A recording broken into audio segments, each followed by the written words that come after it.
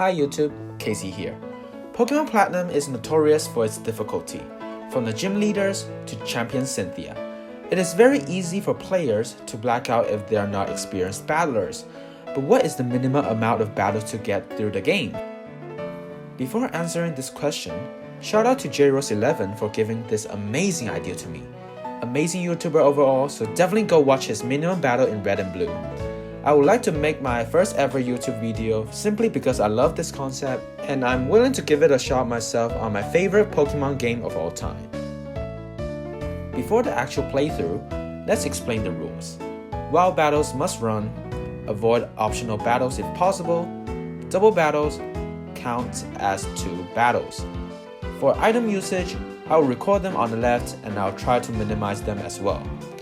I am just a casual player, not an expert. The run may not be perfect.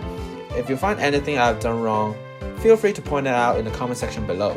I will gladly look over every comment as every view, every comment are encouraging. For this kind of challenge, planning is very important. In Generation 4, there are a total of 8 HMs in the game. That's crazy considering the fact that you only get 24 move slots in your party. The amount of Pokemon available in this run is also very limited, since catching a Pokemon counted as a battle, we only get access to gift Pokemon. Gift Pokemon is very limited in Platinum. Togepi, Eevee, and Porygon are the only 3 available. Riolu would be great, but it's in Iron Island, covered by optional trainers, so whatever. Fossil Pokemon is a choice too, but getting them is very luck dependent. It takes hours to find one, so it's just a maybe. Including the starter Pokemon, these 4 Pokemons must learn the 6 essential HMs to get through the game, except Fly and Defog. So the first few questions are, which starter should I choose? And which evolution should I choose? Considering I would receive Togepi at Eternal City, the second gym location, the starter must be able to learn Rock Smash by itself to get to the Eternal City in the first place, which is why Piplup is out of the equation. Without Piplup, Surf and Waterfall becomes a concern. Vaporeon must be used as it's the only evolution which can learn Waterfall and Surf. At last, I chose Turtwig because he deserves more love, but also he can deal with Rourke, the Rock-type gym leader, easier. The first battle is facing our rival. Rival 1 is very easy. Tackle the Chimchar into oblivion and we get the victory. I named this Turtwig Introvert because that's the rationale of this run. After speeding through the tutorial, there are 3 mandatory fights in Route 202. Every fight is very easy with field tackles and going back and forth between trainers and Pokemon Center. Arriving Jubilife, meeting with the mysterious useless police Luker and handing over the parcel to Rival. Getting the Poketch and facing Rival 2 on Route 203. This fight is actually kinda tough. Starly knows Growl and Tackle. Both moves are very bad for Turtwig. Chimchar knows Ember, so he can easily end my life. The only strategy is to withdraw myself until the end of the world and hope him not attacking me or critting him. So finally, I figure out that Absorb is actually better than Tackle because both deals minimum damage but Absorb heals me for 1 HP. So on my 3rd attempt, I passed through Rival 2. So next fight is the gym battle between me and Rourke. Absorb kills Geodude and Onix as its quad effective, but Cranidos headbutted me to death. So I once again withdraw myself up and not care about the harassment from Geodude, sucking all of my HP back from Geodude and Onix, and this time, my Turtwig is well prepared and the Cranidos is a... Never mind. This time, Cranidos is a joke. I actually tried with Chimchar in the other run, but Rock Throw OHKOs me every time, so actually Turtwig is the only choice. I got my first gym badge and head back to Jubilife City. Heading north of Jubilife, Galactic Grunts are harassing Dawn. That's totally illegal, so I destroyed them with my little turtle. I taught my Turtwig Rock Smash and leave the tunnel. The next mandatory fight is the grunt outside of Valley Windowworks. He locks the door, so I go to the Floroma Meadow to rob the key like any other introverts would do. The consecutive battle is actually tough. if the skunky poisons you, the Zubats can easily kill you after the poison racks up. Basically, you have to aim for the poison gas miss and rock smash defense drop. But even if Turtwig stays healthy from the first grunt, Zubat can actually easily 1v1 Turtwig due to type disadvantage. So I teach him return and the fight is a joke. So I rob the key back and get into the Valley Windowworks. I strategically dodged all of the grunt like a ninja and Mars 1 comes. Oh my god, she's so tough. Sheer power of Turtwig is impossible to beat her Perugly or even her Zubat.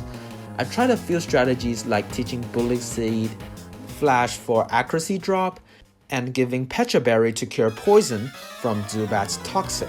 But even if I get past Zubat with full health, Perugly is so strong that she can almost O-kills me. So I gave Quick Claw to Turtwig, as Quick Claw has a 10% chance to move first aside from priority. After more than 60 attempts, I gave up and potioned up Turtwig to win the fight. I honestly think that itemless is practically impossible. If anyone can prove me wrong in the comment section below, I'll be very happy to redo this challenge and make another video. Anyways, next fight is in Eterna Forest. The double battle is very tricky as it's heavily dependent on whether Cheryl attacks or not. Poison Sting can easily end runs, and Beautify learns Gust, which destroys Turtwig. I even taught Turtwig Stealth Rock, as bugs hate rocks. But I still cannot stay healthy enough for the Beautify. So I kinda get frustrated after stucking there for 35 minutes, so I just potion up and get through it. Turtwig evolved into Grotto in the process, which is fantastic. Psychic Duel isn't as hard because Razor Leaf O-cooked them. Finally, I arrived at Eterna City. All 3 gym trainers are mandatory but very easy. Return kills them before they can even touch me. Gym leader Gardenia, however, is kinda tough. Although Grotto has higher defense and HP, Gardenia's Pokemon deals more damage with Grass Knot. So maybe I shouldn't have evolved Turtwig to Grotto. But anyways, the core strategy is to flash and pray their Grass Knot misses. Roserade learns Magical Leaf, which bypasses accuracy check, and so it fails this strat. I tried changing its item from Quick Claw to Cherry Berry to cure paralysis, but overall not very effective. At this point, I don't really have much useful held items and TMs this early in the game, so eventually after 15 minutes of attempts, I potion up and get through it. Next stop is Galactic HQ, which requires cut, so I taught it to Grotto and limits my move slots to 2.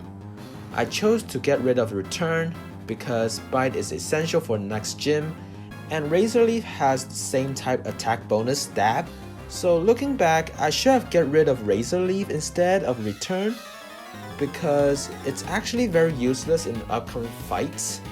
Anyways, all grunts can be avoided in the Galactic HQ, so Jupiter is next. Jupiter 1 is also very hard. Actually, every Galactic commander is hard in this early in the game due to type disadvantage and without a lot of TMs and held item options. So Zubat now knows Wing Attack and it deals huge damage, so the strat is just use Rock Smash for defense drop and hope it kills Skuntank. But Grotto is not that tanky, not tanky enough to take on Skuntank, so I use 5 Super Potions to get through this fight. Maybe that number can be lowered had I kept Return instead of Razor Leaf, but I doubt I can get through this fight potionless, so I guess that doesn't matter. So after the Galactic HQ plot, I received a Togepi egg from Cynthia and bicycle from the shop owner that gives some hopes to the run. Finally, my team has a new friend for Introvert. Fun fact, I have yet to see 35 Pokemon to receive experience share. That's how bad this run is. Nice. On the way to Heart Home, there's only one mandatory trainer, which is a hiker. This hiker, I waited a bit but it never turns, so I battled him. The fight was very easy with Razor Leaf. Heart Home Gym is not as easy though. All trainer is skippable, but Fantina, the gym leader, brings some trouble. My first attempt is one of the best darts available. My bite flinches Dusko and Hunter misses the hypnosis. I break through the confusion to land a bite, but it doesn't matter as it turns out the Shadow Claw plus 2 Shadow Balls kills me. I can barely survive 2 Shadow Balls with less than 5 HP. This run, I had the best start with 3 consecutive Quick Claws, Will-O-Wisp miss, and critting with Hunter. With full HP against Miss Magus. Then she critted me. That's kinda lame, but I hacked her first, so whatever. Finally, I got another time with Quick Claw activates that flinches Dusko, Hunter misses Hypnosis, and I lived on 1 HP and activates Quick Claw for the final bite. That's totally luck based, but I got it through without potion, which makes me proud. Hearthome City is the place to receive an Eevee. I named it VP for future Vaporeon. Rival 3 is by far the hardest fight in this run. His Staravia has Intimidate and Wing Attack. Monferno knows Flame Wheel. Either one of them can 2-hit KO Grotto. Even if I potion spam, Flame Wheel never misses, so it's impossible for me to damage him. So the only strategy I can think of is use the only X defense available in the overworld and attempt to beat him. But even with +1 defense and potion spam, it's not an easy fight, because even though Flame Wheel no longer 2-hit KOs, but my return is a 4-hit KO. So here comes the big brain 200 IQ strat.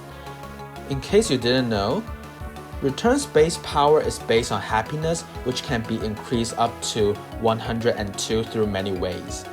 These methods are either limited, such as level up or TM usage, or costly, such as using the vitamins. Only one way is unlimited, which is walking 255 steps for every 1 happiness increasing, which means happiness is maxed out at 65,025 steps.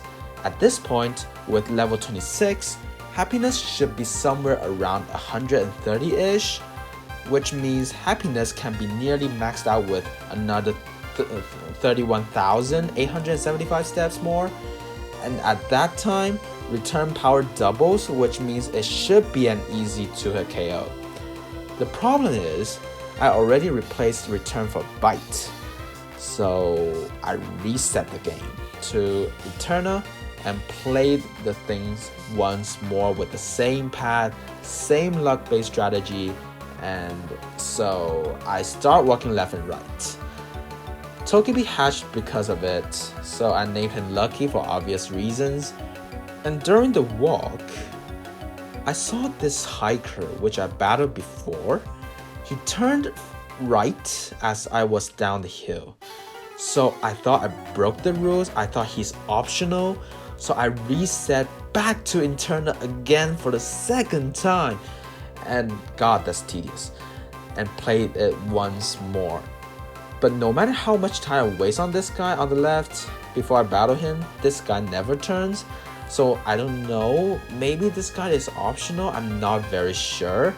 But anyways, after a total of 40,000 steps, return 2 KOs Staravia and 3 KOs Monfernos.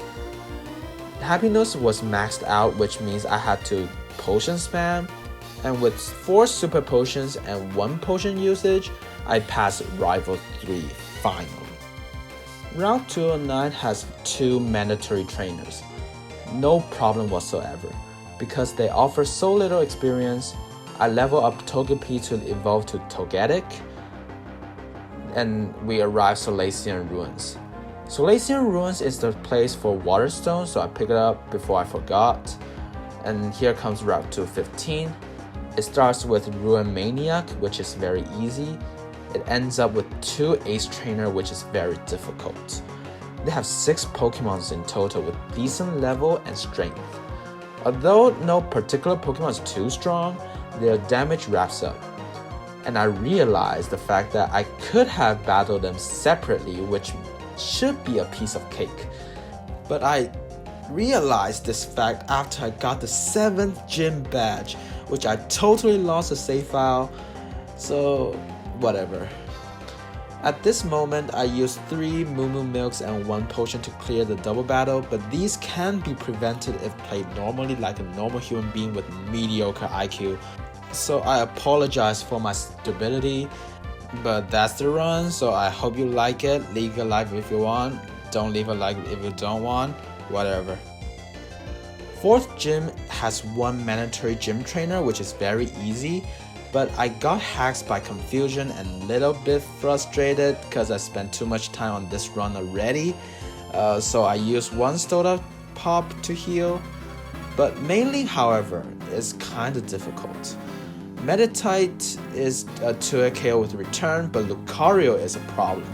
Force Palm paralyzes while Drain Punch heals him. The Machoke is very bulky and returns a 4-hit KO. It took me 3 Moo Milks and fresh water to beat her. So after we got our first gym badge, Dawn asked for help. The grunts are very easy as they are underleveled, and we finally got our HMO to fly for Lucky, which is our main purpose other than a sack in this run. So there's only 1 mandatory trainer in Route 214, which is in the beginning. Beating him gets us to Terra, which is both a good thing and a bad thing. Terra has better stats, but ground typing adds water and ice weakness, which will be faced in the next gym battle.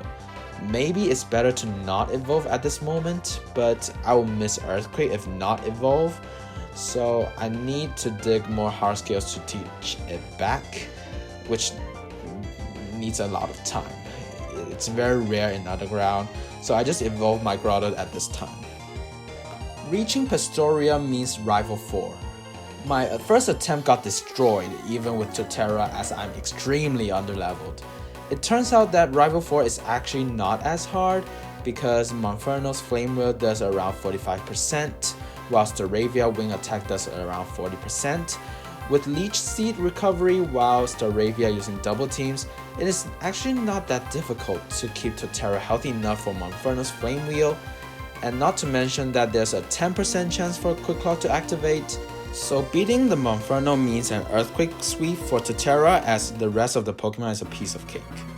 Pastoria Gym is full of Water type trainers. There are 4 mandatory trainers in this gym, and all of which are uneventful.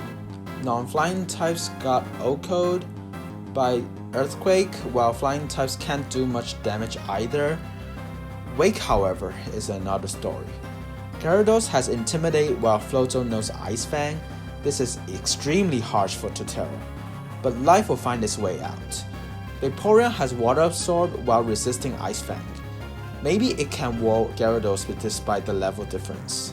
I figure out that through switching around, Vaporeon can effectively wall Gyarados while getting Leech Seed recovery to stay healthy. With few times of Growl, both Vaporeon and Terra can stay healthy.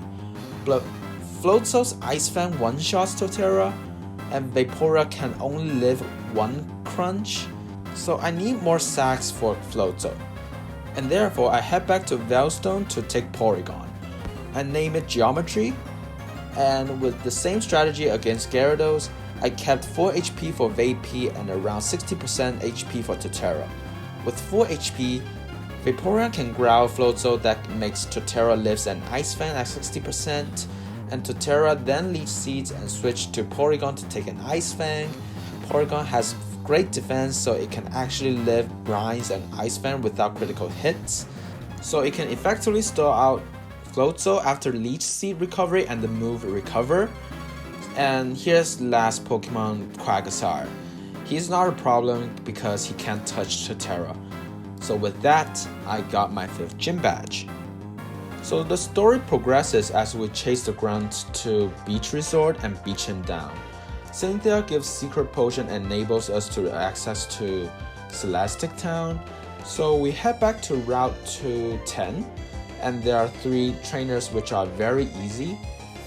With Leech Seed and Cut, Terra was never in danger. So we arrive Celestic Town and meet the grandma of Cynthia, and we beat the grunt down no problem with Earthquakes and Cut. But the following galactic boss, Cyrus, is no joke. Cyrus is a flying ice-type trainer, which is the worst situation for Totera. My first attempt got swept by his Sneasel, so I tried again with Growl plus Quick Claw Earthquake strat, but Earthquake can't even OHKO Sneasel, so that's not gonna work. I tried the strat replacing EQ with Rock Smash, but Rock Smash can't even OHKO Sneasel too, so that doesn't work. And my Totera is modest in nature, so it's minus attack, which is the reason why Sneasel lived, but whatever. After some attempts, I figured out Sneasel sometimes uses Screech, as Ice Punch can OHKO Totera after a growl, which result in this run when I passes through Sneasel with healthy Totera, but I choked the run away against the Golbat. I got another run which I discovered that Porygon can wall Golbat, but Totera can't simply go through Murkrow himself. So I need Vaporeon to growl that Murkrow, which means I need a healthy Vaporeon to live his Drill Peck in the first place. So I gave Totera Big Root, which increases the HP recovery from Leech Seed and Protect to both Totera and Vape. And with 2 growls on Sneasel, Totera can live Ice Punch from Sneasel and Leech Seed for recovery. Vape can live Ice Punch on the switch and Protect to gain more health back. Growl the 3rd time as Cyrus heals, slowly regaining the HP and try to live a Drill Peck later on. Unfortunately, Porygon got crit, so it can't wall Golbat anymore, but with Big Root and Protect, Totera can actually stall out Golbat himself. Since I don't have Sax now, Vape can't use Growl strat, so I go for Double Protect, but it failed. Vape protected and lived a Feint Attack surprisingly, so I go for Quick Attack and hope it kills, but it didn't. In hindsight, I can go for Double Protect on Vape and Quick Attack kills, but I just failed once, so I'm just a coward. The next attempt, I got 3 growls as he misses Screech. Sneasel uses Screech so many times, which preserves my HP. Sneasel goes down with both Vape and Totera at a fairly healthy HP. Golbat comes in and crits immediately. I gave Lumberry to Porygon for the Confuse Ray on Golbat. So Porygon walls Golbat successfully this run. Golbat goes down as I sack Lucky. Totera lives a Drill Peck, which is fantastic. Porygon stalled another few turns. Shockwave did a lot surprisingly. At this moment, actually I can let Porygon die for experience allocation on Totera, but he is just the MVP of this fight, so I just go for Double Protect. If he got it, he deserves the EXP, and my boy got it. Cyrus is beaten and Surf is rewarded. I surf to Canalave and finally get access to Move Deleter. I instantly deleted all of the unnecessary HM moves and head back to Pastoria to teach Totera Earthquake back. And on the bridge we face Rival 5. And oh my god, he is strong. Vape lived because of the Quick Call activates, and he growled to live the takedown from Staraptor, and I tried the same strategy with Leech Seeding the Staraptors to stall him out, and it turns out that Porygon once again stalled out the Staraptor, and Staraptor goes down. Heracross comes in and uses Aerial Ace on Totera. I can barely take out Heracross, but his Infernape secures the victory. I taught Reflect on Totera, which might be useful against the Staraptor and Heracross. Reflect on Heracross forces him to use Brick Break on me, which enables me to live another few turns. But I simply don't have enough HP for Infernape. And in the next attempt, Staraptor refuses to attack me, so it preserves my HP, but he critted my Vape. I misclicked with my Porygon, but I got the Double Protect, so it doesn't matter. As I am still at full, I can live a Flame Wheel and kill the Infernape. Floatzel can't touch me because he doesn't have Ice Fang, and I killed him with EQ. I learned synthesis in the process, which might win me the game, and he misses the grass whistle and I thought EQ would kill for sure, but he lived on 1 HP and crit me back with Giga Drink. Had I synthesized, I would have won I think, but whatever. Next attempt with the same beginning, Staraptor uses double team so much that I stayed healthy. Unlike the last attempt though, I killed Staraptor while Vape's on the field. Roserade comes in as I switch to Totara. I killed him with EQ as he Toxic Spikes. I stall out the Heracross and tame Flame Wheel in the face, and this time knowing the fact that Floatzel can't touch me, I stalled him out to secure the victory without losing a single Pokemon. I head to Iron Island to get Strength and leave Riley alone. Cannon Life Gym is so easy that it doesn't require any effort. At this point, I just want Vapey to get all the experience to be prepared for the next Ice-type gym, and there are 5 mandatory trainers in this gym, and I gave Vapey experience share to level him up as soon as possible. Byron is an easy gym leader. I use Vapey as much as possible and let him kill Steelix and Bastiodon to get more EXP. Vapey leveled up to 28 as a result as I got my 6th gym badge. As we follow the story and get more info on the history of Sinnoh, the Galactic bombed the lake, which forces us to go to Lake Valor and face Saturn. Saturn should be a very easy victory, but that Toxicroak crits my Totara lose me the fight. With no crits, Saturn is a joke. As I flew back to Lake Verity, the double battle run is very easy as well, with few Earthquakes, Surf, Protect, those shenanigans. The awkward point is that Totara can't touch flying types, which forces me to finish them with other Pokemon. So the next fight is Mars 2. It's actually very easy with Leech Seed Protect on Bronzor and Golbat, and Perugly can't touch Totara, so 2 Earthquakes finishes her. Route 216 and 270 have 1 mandatory trainer each. Both aren't a problem, but can someone just explain why HMO8 Rock Climb is in the snow? HMO8, the essential item to progress the game. I searched it for years when I was a child. Game for use of Rainbow once, please. I can't wait to see Diamond Pro Remix where HMO3 Surf is only obtainable on a lonely island which you can only reach there for using Surf. Just wanted to point out, I'm sorry. Snowpoint Gym has no mandatory trainers for us, so no more experience. This gym is arguably the hardest fight in this challenge. I tried Growl Leech Seed Protect strat on Sneasel that I used on Cyrus, which did work, but that Abomasnow killed my strat. The Grass typing disabled Leech Seed strat with Hammer kills all of us while Avalanche kills Totara. I tried Reflect and Rock Tomb strat, but Avalanche is just too strong even under Reflect. I even wonder whether Shieldon is a play. Steel and Rock type with great defense for Sneasel and Frostlass. But my trainer ID is odd, which makes this save file only exist Skull Fossil for Cranidos. So next strat. Next strat is Toxic plus Reflect. I sack Totara for Toxic and Protect to stall 5 turns until that monster died to poison. It eventually died, but Snow Cloaking double teaming Frostlass is unbeatable. Not to mention that Vapey can't take an EQ from Piloswine.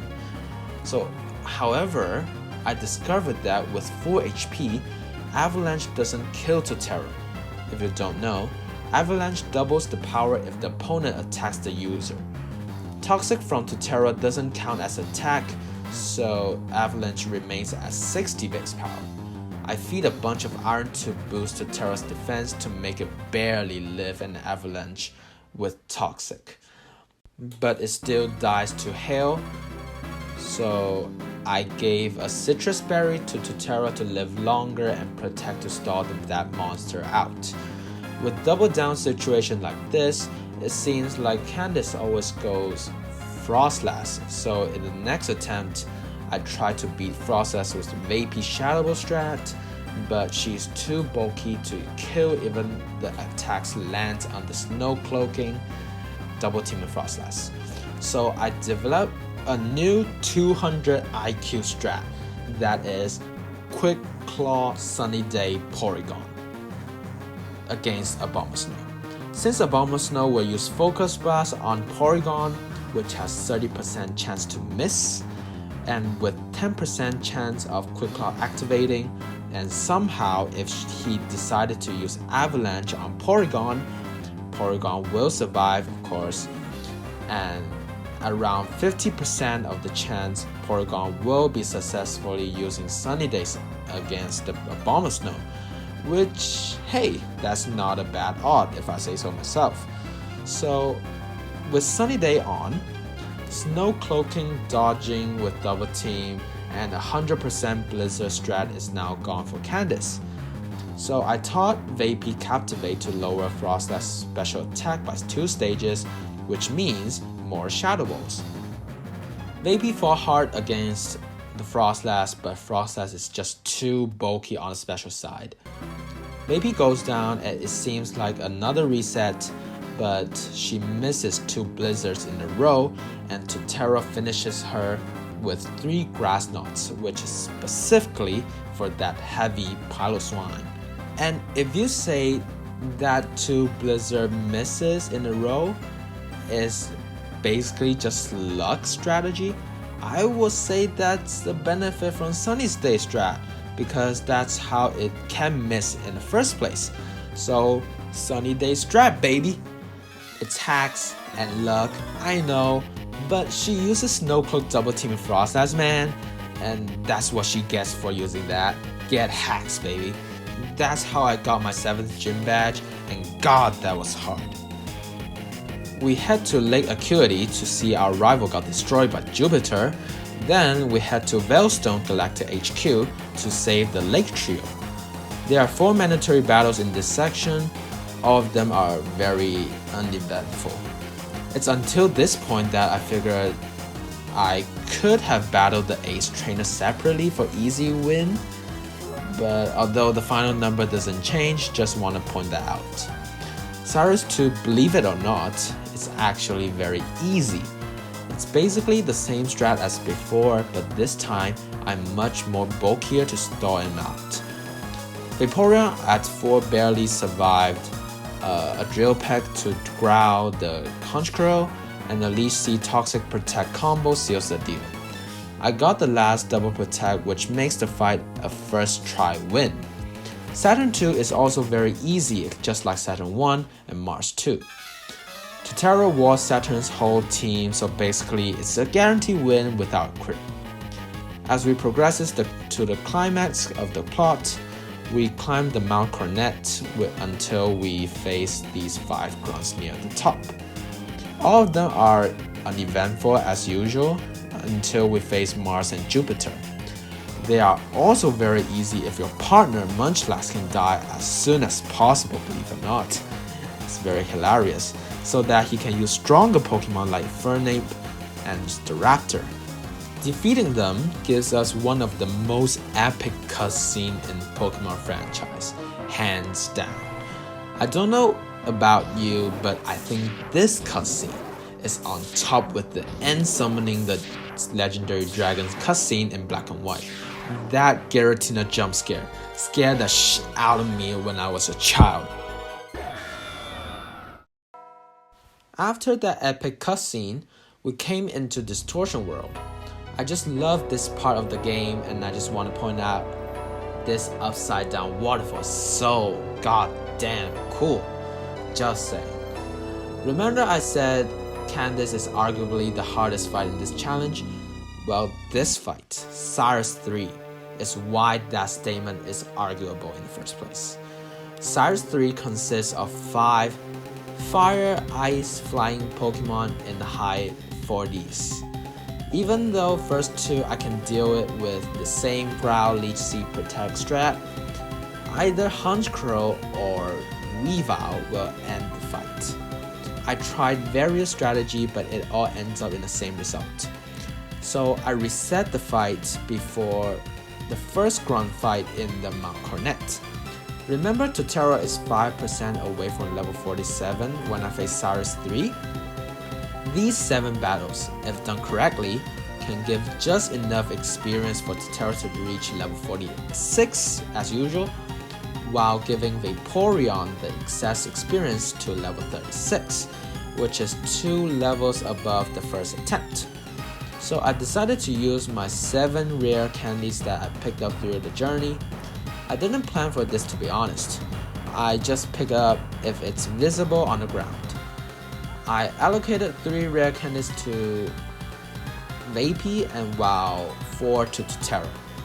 I head to Pastoria and pick up a Yachi Berry, which halves the damage of super effective ice type moves, and give it to Totera. Yachi Berry, however, must be used on Weavile since it deals more damage compared to Gyarados Ice Fang. Gyarados can be walled by Vape, but he needs Leech Seed recovery to do that. And since Gyarados knows Ice Fang and Weavile knows Ice Punch, Yachi Berry can be only used once, which means Gyarados must miss the Ice Fang on Totera, which is 5% chance. So here's the 200 IQ strat. Serve the Houndoom, stall Gyarados with Vape, Yachi for Weavile, and then try my best for Honchkrow and Crobat. Seriously, that's all I got, cause I never get past through a Weavile to reach the last Crobat. So to even have a chance in this fight under this current level, Vape can't be burned or parried by Houndoom while beating it with 2 Surfs. Gyarados has to miss his Ice Fang while Totera lands the Leech Seed and stall it out with Vape. Totera tanks an Ice Punch from Weavile to the face by Yachi Berry and then land a Leech Seed on Weavile and just hope the best from there. A single crit can end the attempt. After countless of attempts, after 8 real life hours of struggling in this fight, finally I got the Ice Fang miss. I was so certain that it's not a 5% chance of missing, but a 0.05 chance. God, that took me a long time.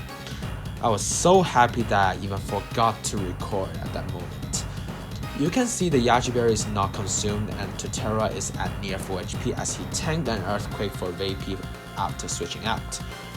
So after some Growl Protect and switching shenanigans, we ended up here with Weavile against Totera with Yachi. Clearly, Ice Punch deals over half with Yachi. So at least Totera will die without Yachi Berry. Leech Seed landed and it's the same strat with Growl Protect switching until this crit slash. I thought this attempt is dead, but I moved on anyways because I need the experience on Crobat. I need that. So finally there's that Honchkrow. For some reason he didn't use Drill Peck. I live on 4 and landed a Leech Seed, so there might be a chance. I protected and growled. His Drill Peck still did so much, but I growled the second time and I was going for Porygon to sack it off for more protect turns, but I misclicked to Totera. But with 2 growls, his AI determined that special moves deals more damage, so he used Psychic instead. And Totera lives on a sliver to stall more turns, and chipping the Honchkrow to death. At this point, I was struggling whether or not I should go Porygon because he will probably die in 1 hit, and Honchkrow still needs 2 turns of Leech Seed to die. So Vape only has 1 Protect left, while Totera has 5 left. So I honestly wish I threw some PP up before the battle, but that's not the case. So either way, I had to go for a Double Protect on Totera or sack Vape off, which lets Totera with half health to face Crobat alone, which seems like not a very good idea. So I go for it, and I got it. I sack Porygon and here's that Crobat. Air Slash failed to knock me out, and here's Vapey. 2 serves from Vapey seals the deal. Damn, that was intense. After escaping from legendary Giratina, I went back and head to Route 222 for the final badge. The Sailor is the only battle which is uneventful as usual. Sunny Shore Gym is super easy considering I have EQ with Tutera. There are 6 trainers who all last for 30 seconds. Volkner, however, is a bit tough, believe it or not, because Raichu's Signal Beam, Luxuray's Ice Fang after Yachi, and Electivire Fire Punch kills Tutera for sure. Which means I gotta Leech Seed and get my health back to live Ice Fang and Fire Punch. So with full health, Volkner can't do enough damage to Tutera, and that gives me the 8th badge. Heading to Route 223, only 1 swimmer is mandatory and he's no problem. Victory Road is annoying as there are 8 trainers. There are only 2 trainers that are kinda problematic. First one is Ace 3. He has a Tutera which counters my entire team actually. I can only stall him out with Toxic. Another trainer is this old man. This Porygon Z knows Hyper Beam, which deals a lot of damage. I don't have enough damage for the tank growth and enough sacks since I ran out of revives. So I just waited for its Hyper Beam and Power Whip misses to end the battle. Finally, the last part of the challenge, the Pokemon League. Before the Elite Four, we gotta face Rival 6, and he is so goddamn hard as usual. I tried to use the same strat in the Canalave fight, which is Rival 5, but Staraptor and Heracross just deals too much damage even with Reflect. That Staraptor basically counters my strategy with U-turn and Intimidate. Once again, I tried many strategies but none of them works. So I decided to use rare candies. In fact, there are 21 rare candies available before the Pokemon League. One of them is not attainable in this challenge as you need all unknowns. 2 of them I didn't take it as it's on the top of Mount Cornet. 7 of them I used in the Cyrus fight, so that I used the remaining 11 rare candies on Tutera and to level him up to level 68. I also went to revive a Cranidos for an extra sack, which I digged when I was searching for hard skill to relearn some moves. I also taught Vapey Ice Beam to deal more damage with Roserade switching. In the next attempt, I baited Roserade switching and killed it with an EQ. I sack Lucky for Intimidate and Rock Slide for the Staraptor and pray it doesn't use U-turn. And I bait 2 close combats out of Heracross, which makes it -2 defense, and kill it with 2 Rock Slides. Tutera then tanks a flamethrower in the face and fire back an EQ to kill the Infernape. I switch it to Vapey and growl the Floatzel twice to take an Ice Fang from Tutera and fire back Leaf Storms to kill the Floatzel. Lastly, I Leech Seed the Snorlax to ensure the victory with EQ. I decided to spend all my money on shopping cause why not. I bought a lot of HP ups for Vapey as Tutera has maxed EVs. Those additional HP might came in clutch. So the next is the Elite Four. My rule for Elite Four is the same as J-Rose 11, which is not to save between battles in Elite Four. So if you lose, just go again. First fight is Aaron. Rock Slide the first 2 Pokemon, EQ the Scizor but it barely survives, killed it with another 2 EQs. Heracross comes in, Vapey barely survived with the close combat with 4 HP. Damn, those HPs came in clutch. So Vapey growls the Heracross and kill it with Tutera's Rock Slide, EQ the Drapion for the win. Aron is actually very problematic as Scizor, Heracross and Drapion can deal big damage to Tutera. You need some luck to get through it. Next is Bertha. She's so easy that Leaf Storms takes care of all of them. No strategy involved. I PP up for Leaf Storm to 6 PP to ensure the last Leaf Storm for the Milotic. Next fight is Flint. Opening with Vapey deals with Houndoom to an extent. I tank a Fair Blitz and fire back EQ with Totera, EQ the Flareon, EQ the Rapidash, but Flamethrower kills Totera, lose me the fight. Oh well, I guess we gotta start again. I actually lost to Aaron for a few times, so I gave Totera Soft Sand to boost EQ for 20%. With the boost, Aaron is a joke. Rock Slide the first 2 and EQ the last 3. Soft Sand ensures the OCO on Scizor and ensures the 2 KO on Heracross. With more HP left, Drapion can't kill me. So next is Bertha, as usual, very easy, no strategy involved. Flint, however, I used Totera instead as I figured out that Totera outspeeds the Houndoom. For some reason, that Magmortar used Solar Beam on Totera, which gives me the victory. That's just bad AI. Lucian, however, is a big problem. Mr. Mime uses screens which makes them bulky as hell. Psychic does a lot of damage. Totera can't take many hits and I lost easily. I tried again with Leech Seed Vigorous strategy and it turns out that Espeon doesn't have Magic Bounce, so Leech Seed is free. Bronzong is a problem though. Calm Mind is a big threat. It forces me to sack 3 Pokemons to deal with it. Lakazan dies in 1 EQ and the last is this Gallade.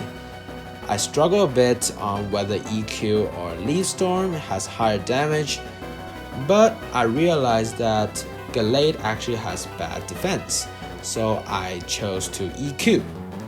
And it barely misses the KO, and Psycho Kite crits me. That's goddamn lame. So I ran through the Elite Four battle once again and faced Lucian for the 3rd time. This time, Mr. Mime didn't go for Reflect, which makes me kill the first 2 very easily. And this time, I kept Totera healthy enough, but I completely forgot he has full restore. Psychic did a lot, which forces me to protect a few more turns, and here's Gallade. This time, I decided to go for a Leech Seed to ensure my victory. And here comes the last fight. The 97th fight of the game, Cynthia. Best champion of all time, period. Arguably the hardest champion of all time. First Pokemon is Spirit Tomb. 2 EQ kills him. Then here's Big Lucky. Air Slash did a ton. And I Leech Seed to attempt to start it out and switch to Vapey, but I didn't notice that Big Lucky has Shockwave and Vapey faints, and I actually needed her to deal with Ice Beam damage on that Big Lucky when Cynthia heals, and I lost and got swept by Big Lucky. So I played the league once more with the same strat, and this time Spirit Tomb got the Omni boost, but Soft Sand boosted EQ still kills. And Big Lucky is out. And this time, all PP is restored by Lepo Berry and Vapey's Ice Beam, the Togekiss for big damage. Togekiss is down after field switches and Leaf Storm kills the Milotic. Leech Seed EQ kills the Garchomp easily and the Lucario comes out, which also dies to EQ. Lastly is this Roserade, dies to the last EQ. And ladies and gentlemen, that's it for the minimum battle challenge for Pokemon Platinum. Turns out that there are 97 battles in total for Platinum, significantly higher than Red and Blue. I may do this challenge again sometime in the future if I find a way out that X-Defend using Hard Home Sitting Rival 3. Once again, I'm not an expert of this game. There's a lot of game mechanics I don't know. I'm just a casual player that plays this for fun. Those potions can be lowered or even potionless may be possible. I don't know. But either way, I really don't know. Anyways, It's my first video on YouTube. Leave a like if you want. Please stay at home and stay healthy, guys. My name's Casey, and I'll see you guys in the next video. Peace out.